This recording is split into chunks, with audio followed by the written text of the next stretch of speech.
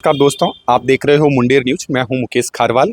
आज हम खड़े हैं बिलाड़ा के जिला पुस्तकालय में, जहां हम आपको बताएंगे कि इस पुस्तकालय की सदस्यता किस तरह से ली जाती है, यहाँ कितने बच्चे आते हैं, टाइमिंग क्या है, क्या क्या यहाँ की सुविधाएं हैं और कितनी इस पुस्तकालय में किताबें हैं।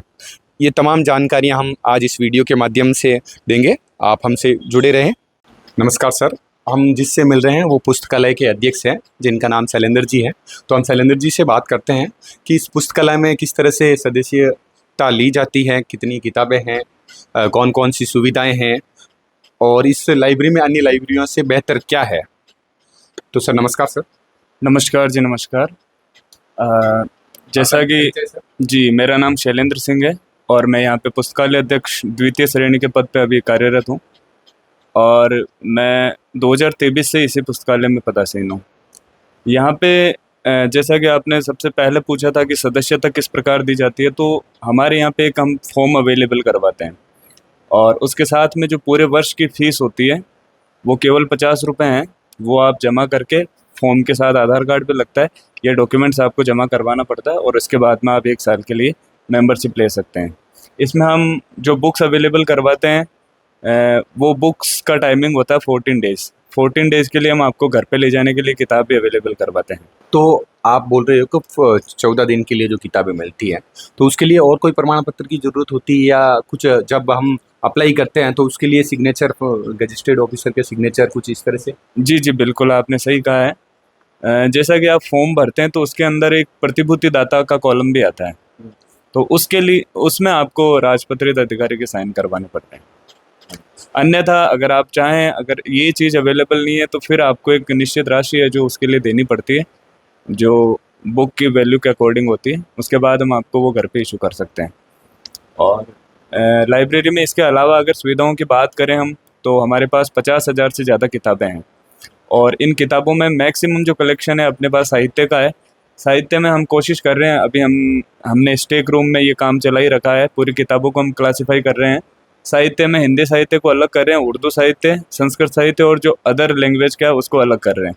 उसमें भी हम जो काव्य हैं, कविताएँ, नाटक हैं, कहानियाँ हैं, इन सबको अलग कर रहे हैं। इसके अलावा जो सब्जेक्ट वाइज भी हम अरेंज करने की इनको कोशिश कर रहे हैं, जैसे हिस्ट्री, ज्योग्राफी, पॉलिटी, अदर जो सब्जेक्ट हैं, सोशियोलॉजी वगैरह, तो उनके आधार पे हम इसको अरेंज कर रहे हैं। तो आप बता रहे हो कि 50,000 प्लस हमारे पास किताबें हैं, तो क्या उन किताबों को पाठक मिल रहा है अपना? आपने बताया जहाँ तक कि सदस्यता यहाँ ली जाती है, 20 मैंने देखा है एंट्री में, 20 के आसपास लड़के लड़कियाँ यहाँ आते हैं और किताबें बता रहे हो आप 50,000 प्लस, तो किताबों को पाठक नहीं मिल रहा है।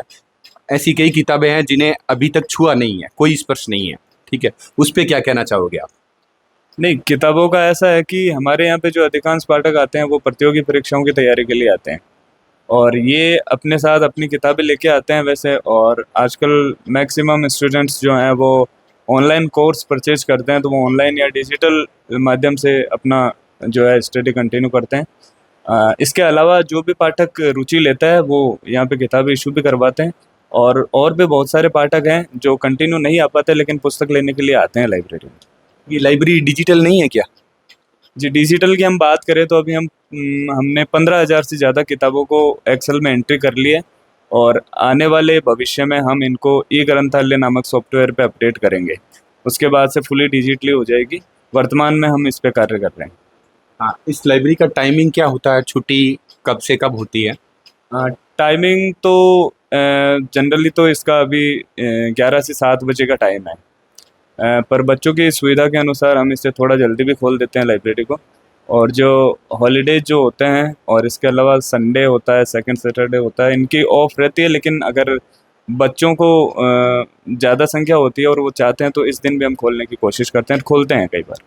जैसा कि मैंने देखा है, यहाँ कई और भी लाइब्रेरी है प्राइवेट सेक्टर की, छोटी मोटी लाइब्रेरी है, कंपटीशन की तैयारी कर रहे हैं, तो छोटे छोटे स्पेस में बच्चे तैयारी कर रहे हैं, जबकि ये लाइब्रेरी इतनी बड़ी है, यहाँ सारी सुविधाएं हैं, कूलर है, फैन है और अन्य किताबें भी हैं, बैठने का अच्छा स्पेस है, फिर भी यहाँ लड़के लड़कियाँ नहीं आते और वहाँ जाते हैं, ऐसा क्यों है? अब इसका जो मेरे को मोटा मोटा रीज़न समझ में आया था, एक तो क्या है कि हमारे पास नॉइज़ प्रूफ हॉल नहीं है और एसी भी अवेलेबल नहीं है। तो मुझे लगता है बेसिक दिक्कत यहीं पे आती है। बाकी चीज़ें अपने पास अवेलेबल है। थोड़ा यहाँ लोकेशन इस प्रकार की है कि यहाँ पे थोड़ा शोर शराबा भी रहता है आसपास में, तो बच्चे इससे भी क्या डिस्टर्ब होते हैं। तो ये एक कारण हो सकता है मेरे हिसाब से। और बाकी तो हम सुविधाएं जो है यहाँ पे जैसे वाईफाई भी अवेलेबल करवाते हैं, बाकी चीज़ें तो अवेलेबल करवाते हैं। तो आपने जैसे ये समस्या बताई कि एरिया भी थोड़ा ठीक नहीं है और नॉइस की भी प्रॉब्लम है, तो इन समस्याओं से आपने स्थानीय प्रशासन को या पॉलिटिशियन से अवगत करवाया क्या? जैसा कि हम लोकेशन की बात करें तो अब इस पे ये एग्जिस्टेंस की प्रॉब्लम है इस पे, तो इस पे हम बात करेंगे तो भी इसका रिजल्ट आने में थोड़ा टाइम लगता है। तो हमने क्या इसका दूसरा रास्ता निकाला है कि हम एक जो हॉल है ऊपर वाला, उसको हम नॉइस प्रूफ बनाने की कोशिश करें और उसमें हम 2-3 एसी जो है उसमें लगवा दें। तो इसके बाद मुझे लगता है कि ऊपर बच्चों के लिए एक शांत वातावरण का हॉल तैयार हो जाएगा। इसके लिए हमने भामाशाहों से संपर्क किया है और मुझे लगता है कि जल्द ही हम ये कार्य शुरू कर देंगे।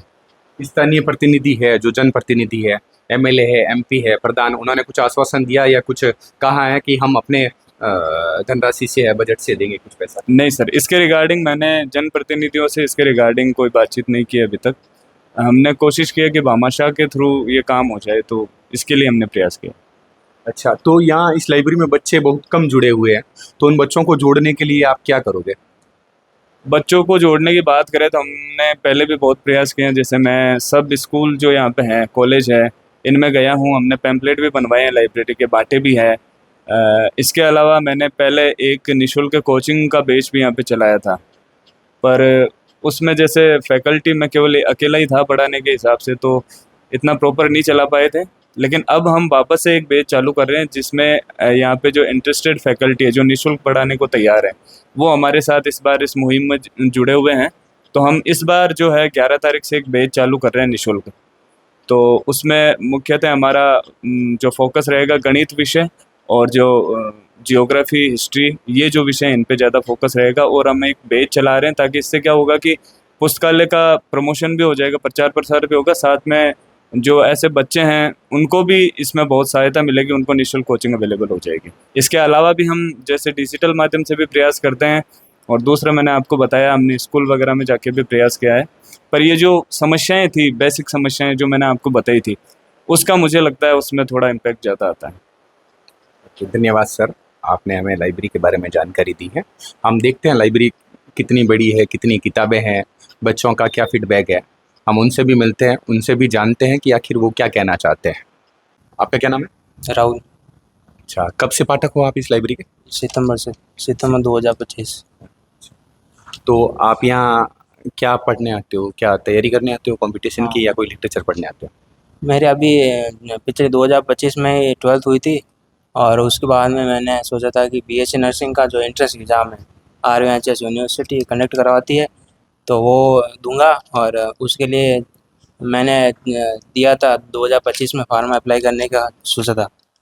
तो उसमें क्या था, मेरी डेट ऑफ बर्थ थी वो थोड़ी मतलब कम थी। नमस्कार, आपका क्या नाम है? राहुल। अच्छा, आप कब से लाइब्रेरी में जुड़े हुए? सितंबर 2025। अच्छा, किसकी तैयारी कर रहे हो आप? मैं RVHS यूनिवर्सिटी के अच्छा। BSc nursing entrance library exam में आप आ रहे हो, तो हम्म। लाइब्रेरी में कैसी है लाइब्रेरी? मतलब ठीक ही है, मतलब गवर्नमेंट लाइब्रेरी है तो कोई दिक्कत है नहीं। पैसों की आर्थिक स्थिति जो ग्रामीण क्षेत्र के जो विद्यार्थी है उसके लिए तो ये बेस्ट ही है, एक तरफा देखे तो। अच्छा, तो यहाँ पर आपको कुछ समस्या हो रही है? हाँ मतलब समस्या तो थोड़ी है, वही है कि वो जो आसपास के एरिया के जो लोग हैं वो मतलब ऐसे ही चले आते हैं और बैठते हैं, बातें करते हैं। और तो कोई दिक्कत, और वो पास में घर घर भी है तो मतलब कभी साउंड बजा देते हैं, कभी वो गाड़ी निकलती है तो मतलब सड़क के पास में है तो मतलब वाहनों के उद्दीपन। आवाजाही की आवाज़ आती है, वो प्रॉब्लम है। और क्या प्रॉब्लम है लाइब्रेरी में? जी, मेरा नाम मनोहर नाथ है। मैं वीडियो की तैयारी कर रहा हूँ। पिछले 1 महीने से ज्वाइन कर रखी है मैंने। यहाँ पे मेन तो है कि मतलब कि गर्मी की वजह से, अच्छा, हाँ, तो यहाँ पे मतलब कि एक तो एसी की व्यवस्था होनी चाहिए एसी की व्यवस्था होनी चाहिए इस लाइब्रेरी में। मेरे हिसाब से। दूसरा ये है कि मतलब कि ये जो गवर्नमेंट लाइब्रेरी है इसके बारे में मतलब ज़्यादा लोगों को पता नहीं है, अच्छा, तो बहुत ही कम स्टूडेंट यहाँ आ पा रहे हैं मतलब। हाँ, जुड़ाव माहौल नहीं बन पाता, जितना लाइब्रेरी में माहौल बनना चाहिए, जितने बच्चे आने चाहिए उतने बच्चे नहीं आ रहे हैं इस लाइब्रेरी में। और तो क्या है मतलब कि कभी कभार ये यही होता है मतलब शोर शराबे की वजह से डिस्टर्ब होता है, वो बाकी तो ठीक है। और यहाँ के जो इंचार्ज है शैलेंद्र सिंह जी, वो बहुत अच्छे हैं मतलब स्टूडेंट के फेवर में, मतलब जैसे कि संडे को भी मतलब कि स्टूडेंट के फेवर में ये जब लाइब्रेरी की छुट्टी होती है तो भी मतलब पढ़ने के लिए खोल देते हैं। और तो अच्छा, आप क्या कहना चाहते हो लाइब्रेरी के बारे में? सबसे पहले कि सर का ये वर्ड सबसे बेस्ट है। अच्छा, संडे को भी लाइब्रेरी सर बच्चों के हिसाब से खोल देते हैं। बच्चों को अगर पढ़ना हो तो सर कभी मना नहीं करते हैं। टाइमिंग का कोई इश्यू नहीं है। जब आप पूरे सुबह जल्दी से लेकर शाम को लेट तक मतलब पढ़ सकते हो। ये सर ने मतलब हमारे लिए विशेष सुविधा कर रखी है।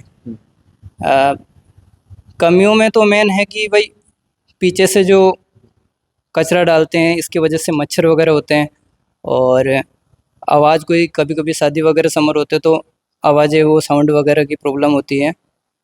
और गर्मी के अंदर ये गर्मी में थोड़ी समस्या रहती है क्योंकि एसी की वगैरह सुविधा नहीं है।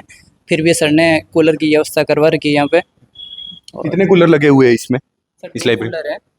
एक तो ये यहाँ पे है, एक है बाहर लगा हुआ है। ठीक है। सर ने हमें समस्या बताई है लाइब्रेरी में, और कई बेहतर सुविधाएं हैं विभिन्न लाइब्रेरियों से, तो उससे अवगत करवाया। उनका चयन भी इसी लाइब्रेरी में हुआ है। तो आप भी देख रहे हो जो भी पाठक आसपास के, तो लाइब्रेरी से जुड़े ज़्यादा से ज़्यादा हैं, या किताबों को, हर किताब को उसका पाठक मिले, यही मैं भी चाहता हूँ, ये भी तमाम लोग चाहते हैं। सारी सुविधाएं हैं, तो हमारे लिए सार्वजनिक लाइब्रेरी है, ये आपके आने से और बेहतर हो सकती है। जैसा कि सर ने बताया है कि सर संडे के दिन भी लाइब्रेरी को ऑन कर देते हैं, ये उनका व्यक्तिगत अधिकार है, तो ये बेहतर है। अभी हम स्टेक रूम में हैं, यहाँ शैलेंद्र जी बताएंगे हमें कौन कौन सी किताबें हैं। तो सर जी, किताबों के बारे में जैसा कि सर आप देख पा रहे हैं, ये स्टेक रूम है, और यहाँ पे ये जो बुक्स आप देख रहे हैं ये इधर इंग्लिश का कलेक्शन है। इंग्लिश के बाद में हमने जो ओल्ड बुक्स है, ओल्ड बुक्स को इधर अलग से अरेंज किया है। इसके अलावा भी अपने पास, जैसे मैंने आपको पहले भी बताया था कि लिटरेचर में जो है हमने क्या करा है कि हिंदी को अलग किया है, संस्कृत को अलग किया है, और उर्दू को भी अलग किया है। उसके अलावा जो अगर अदर लैंग्वेज बचती है तो उसके भी हमने अलग करने की कोशिश की है। इसमें लिटरेचर में हमने कहानियाँ, कविताएं, नाटक, उपन्यास, ये सारी चीज़ें उसमें हमने अलग से उसको क्लासिफाई किया है। इसके अलावा जैसे सब्जेक्ट वाइज भी हमने अरेंज किया है। सब्जेक्ट में बात करें तो history, geography, polity, sociology, economics, जो बेसिक सब्जेक्ट होते हैं उसके हिसाब से हमने इनको अरेंज करने की कोशिश की है। और अभी ये हमारा काम प्रगति पे है, और आने वाले टाइम में हम ऑलमोस्ट सब किताबों को सब्जेक्ट वाइज अरेंज कर देंगे ताकि पाठकों को किताब ढूंढने में दिक्कत नहीं हो। अभी सबसे ज़्यादा जो समस्या आती है वो यही रहती है कि इतने बड़े कलेक्शन में एक पाठक कैसे अपनी किताब को ढूंढे। तो यहाँ बच्चों के लिए स्पेशल क्या है, बाल साहित्य के? हाँ जी, बिल्कुल, बाल साहित्य को भी हमने अलग से अरेंज किया है। छोटे बच्चे जो आते हैं उनके लिए भी अलग से हमने कलेक्शन को इम्प्रूव किया है, तो बच्चों के लिए भी यहाँ पे साहित्य अवेलेबल है। आप मतलब बच्चों की बात नहीं करूँगा मैं, सब जो आयु वर्ग है उनको अपने इंटरेस्ट के हिसाब से यहाँ पे पुस्तक मिल जाएगी। अच्छा, इतनी सारी किताबें हैं, तो ये किताबें हर बार बजट कितना आता है आपके पास सरकार द्वारा?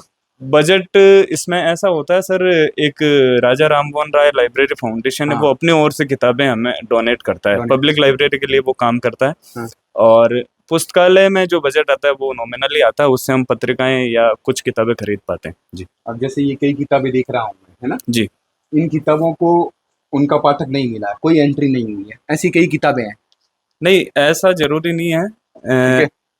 मैंने देखी है, आते ही कई किताबें देखी है, अब देखो इसमें कोई एंट्री नहीं है लगभग, तो नहीं, इसका अलग से कार्ड बनता है।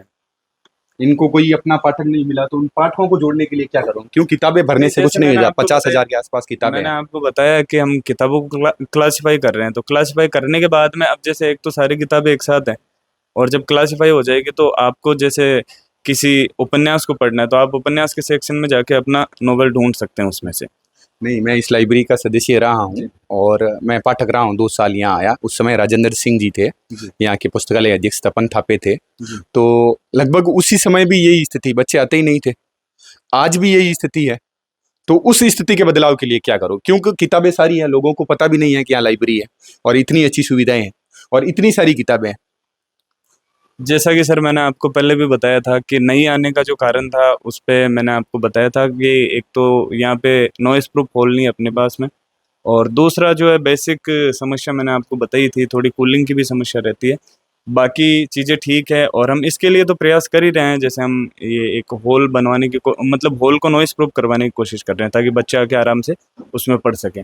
और बुक्स का हम कह रहे हैं कि क्लासीफाई कर रहे हैं, तो क्लासीफाई करने के बाद मुझे लगता है कि ज़्यादा पाठकों को ज़्यादा किताबें मिलेगी। अच्छा, तो ये सारा काम आप अकेले देखते हो कि हाँ कोई जी। और स्टाफ है आपके पास? जी नहीं, वर्तमान में मैं अकेला ही हूँ यहाँ पे कार्यरत, और मैं मतलब जो बेसिक सुविधाएं होती हैं उनको भी हैंडल करता हूँ, और ये जो बुक्स अरेंजमेंट वगैरह है ये सारी चीज़ें मैं ही देखता हूँ यहाँ। अच्छा, जी। कोई कर्मचारी आने की संभावना है, आपका साथी सहयोगी जो भी है? संभावना तो अभी फ़िलहाल तो ऐसा कोई लग नहीं रहा है मुझे, पर हो सकता है जैसे ये 4th ग्रेड की भर्ती के बाद में शायद कोई 4th क्लास एम्प्लॉय मेरे को मिल जाए, क्योंकि यहाँ पे पोस्ट ही केवल 2 ही हैं, लाइब्रेरियन और 4th क्लास की है।